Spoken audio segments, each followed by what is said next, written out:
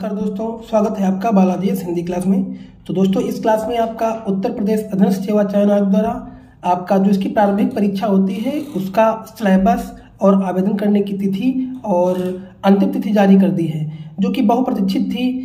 बहुत काफ़ी समय के बाद ये आपका नोटिफिकेशन जारी किया गया है। यूपी ट्रिपल एससी यानी पेट इसके पहले 2022 में हुआ था, अब 2025 में जारी किया गया है इसका सिलेबस। और यूपी ट्रिपल एससी के अंतर्गत सभी भर्तियां जो वैकेंसीज आती हैं इसी के अंतर्गत होती हैं। अगर ये आपका स्कोर अच्छा है तभी आप भर्ती में शामिल हो सकते हैं। तो चलिए देख लेते हैं कौन सी तिथि है। तो आपका जो ये इसकी प्रारंभिक अर्हता परीक्षा की विज्ञापन का प्रकाशन तिथि है वो 2/5/2025 को कर दिया गया था।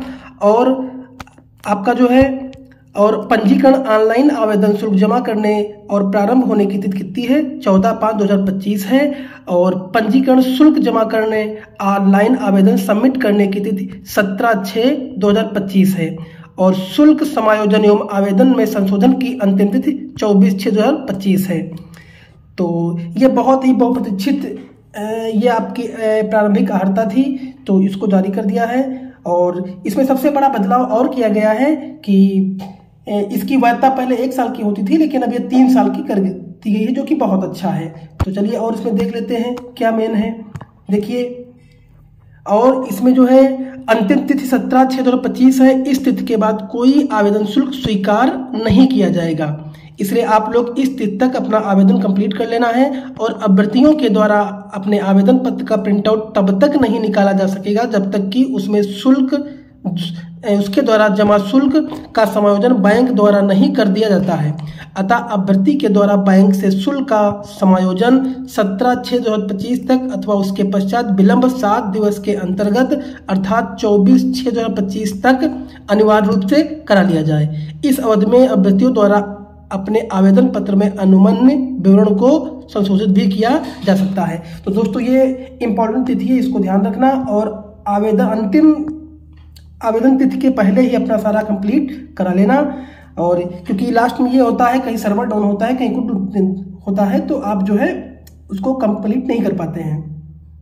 इसलिए आप जो है इसको आवेदन तिथि के अंतिम तिथि तक जो है अपना इस सबमिट जरूर कर दें और कंप्लीट कर लें। और इसमें सबसे बड़ा और बदलाव अगर किया गया है तो देखते हैं आगे जो आपका है, इसकी आयु सीमा कितनी है और आयु सीमा के अलावा इसका स्कोर कार्ड कब तक मान्य है, ये देखो मेन। और आपका पूरा ये जो है आपका दिया गया है। और चलिए देखते हैं कि इसका आयु सीमा क्या है और सिलेबस के बारे में। देखिए, ये आवेदन शुल्क ये भी इम्पोर्टेंट है। और बाकी आपका जो ये नोटिफिकेशन आया है पिछले की भांति आया है, इसमें कुछ बदलाव किए गए हैं, जो कि देखिए आवेदन शुल्क कितना है ये भी आप देख सकते हैं कि 160 रुपये है। और अन्य पिछड़ा वर्ग के लिए कितना है 160 रुपये, सामान्य वर्ग के लिए अन्य पिछड़ा वर्ग के लिए बराबर है। बाकी अनुसूचित जाति के लिए 70 रुपये है और अनुसूचित जाति के लिए 70 रुपये है। और दिव्यांग जन है जो दोस्तों कितना है, ये आपका जो है आवेदन शुल्क कुछ भी नहीं है, ठीक है। और चलिए अगला देख लेते हैं कि संशोधन के बारे में तो आप बता ही दिया कि इस प्रकार से अंतिम तिथि के दिन जो है 24/6/2025 तक कर सकते हैं इसका संशोधन। और शैक्षिक अर्हता सबसे बड़ी बात है, ये देख लेते हैं शैक्षिक अर्हता क्या होनी चाहिए। तो प्रारंभिक अर्हता परीक्षा 2025 में हाई स्कूल अथवा उसके समकक्ष अर्हता धारित करने वाले अभ्यर्थी आवेदन कर सकते हैं। अतः ऐसे सभी अभ्यर्थी जिनके द्वारा आवेदन पत्र सबमिट करने की अंतिम तिथि से पूर्व हाई स्कूल अथवा उसके समकक्ष अर्हता धारित कर ली है, वे प्रारंभिक अर्हता परीक्षा में आवेदन कर सकते हैं। तो इसकी मिनिमम जो क्वालिफिकेशन है वो हाई स्कूल रखी गई है, आप लोग कर सकते हैं। और इसके अलावा और देख लेते हैं मेन क्या है इसमें, आयु सीमा देख लेते हैं। आयु सीमा जो आपकी दी गई है वो उत्तर प्रदेश अधीनस्थ सेवा चयन आयोग द्वारा आयोजित की जाने वाली प्रारंभिक परीक्षा 2025 में आवेदन करने हेतु ऐसे अभ्यर्थी पात्र होंगे जिन्होंने 1 जुलाई 2025 को न्यूनतम आयु 18 वर्ष पूर्ण कर ली हो तथा 40 वर्ष से अधिक आयु प्राप्त न की हो, वही लोग इसमें आवेदन कर सकते हैं। यानी आपका 18 से 40 वर्ष की आयु रखी गई है। और 1 जुलाई 2025 को न्यूनतम 18 वर्ष पूर्ण कर ली हो, वही लोग इसमें आवेदन कर सकते हैं। और मेन चीज़ है, और अगर इसकी स्कोर कार्ड की बात की जाए, ये बहुत इंपॉर्टेंट है। ये देखिए स्कोर कार्ड, ये मेन बदलाव इसमें बहुत किया गया है, बहुत अच्छा बदलाव है, जो कि इसकी वैधता पहले 1 साल की होती थी लेकिन अब 3 साल की कर दी गई है। देखिए स्कोर कार्ड की अवधि, यह है उत्तर प्रदेश शासन कार्मिक अनुभाग 3 की शासनादेश संख्या 316/47 का 3/2025 दिनांक 28/4/2025 के क्रम में प्रारंभिक अर्हता परीक्षा में प्राप्त अंक परीक्षा परिणाम आयोग की वेबसाइट पर अपलोड किए जाने की तिथि से 3 वर्ष तक के प्रभावी रहेंगे। यानी अगर आपके जब रिजल्ट आ जाएगा तो उससे 3 वर्ष तक ये आपका स्कोर कार्ड वैध रहेगा। तो ये बहुत अच्छा बदलाव किया गया है इसमें। और अगर इसकी सिलेबस की बात करें, सबसे मेन है सिलेबस क्या रहता है इसका, ये देखिए यही मेन है आपका सिलेबस, क्योंकि आप सिलेबस के बारे में इसके जानना जरूरी होता है। अगर सिलेबस आप जान रहे होते हैं तो निश्चय ही आप अपना स्कोर भी अच्छा कर सकते हैं। देखिए उत्तर प्रदेश अधीनस्थ सेवा चयन आयोग द्वारा आयोजित की जाने वाली प्रारंभिक अर्हता परीक्षा पेट का शासन द्वारा अनुमोदित पाठ्यक्रम। देखिए ये प्रश्नों की संख्या कितनी होती है, इसमें प्रश्नों की संख्या आपकी होती है 100 और अवधि जो 2 घंटा होता है और पूर्णांक टोटल 100 का होता है। देखिए तो आपका इससे इतिहास से क्वेश्चन, भारतीय इतिहास से जो क्वेश्चन पूछे जाते हैं, तो ये देखिए सामने सिंधु घाटी सभ्यता से क्वेश्चन पूछे जाएंगे, वैदिक सभ्यता से, बौद्ध धर्म गौतम बुद्ध से, और जैन धर्म से मौर्य वंश अशोक सम्राट, और गुप्त वंश समुद्रगुप्त हर्षवर्धन राजपूत, इससे भी आपके क्वेश्चंस पूछे जाएंगे। संतलत काल, मुगल काल, मराठा, ब्रिटिश राज्य का अभ्युदय और प्रथम स्वतंत्रता संग्राम, और ब्रिटिश राज्य का सामाजिक आर्थिक प्रभाव। तो ये आपका, और भारतीय राष्ट्रीय आंदोलन, ये सारे आपके जो है 5 मार्क्स के होंगे। देखिए ये आपके 5 मार्क्स के। और आगे आपका जो है ये जो भारतीय राष्ट्रीय आंदोलन, ये भी आपका 5 मार्क का होगा।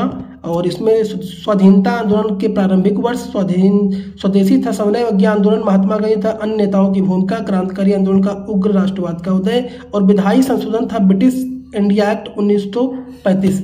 तो ये आपके भारतीय राष्ट्रीय आंदोलन। और भूगोल से भी देखिए आपको 5 क्वेश्चन आएंगे। देखिए भूगोल से भी आपके 5 क्वेश्चन आएंगे, जो आपका सिलेबस में पूरा निर्धारित सिलेबस है।